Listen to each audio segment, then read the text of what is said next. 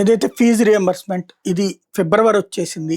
ఇక ఈ నెలాఖరు కల్లా హాల్ టికెట్లు ఇవ్వాలా, అట్లాగే last year mark list pending, ఇట్లాంటి వాటన్నిటికీ ఇబ్బంది అవుతున్నటువంటి ఫీజు రియంబర్స్మెంట్ 7,000 కోట్ల రూపాయల వరకు పెండింగ్లో ఉంటే 1,200 కోట్లకి రిలీజింగ్ ఆర్డర్ ఇచ్చారు తప్పించి ఏమి ఇవ్వలేదంటూ వైసీపీ విమర్శిస్తుంటే, తెలుగుదేశం చెప్పే లెక్క ఏంటంటే జగనే 4,200 కోట్లు అప్పు పెట్టిపోయాడు, దాన్ని తీర్చే క్రమంలో లోకేష్ సీరియస్గా వ్యవహరిస్తున్నారు.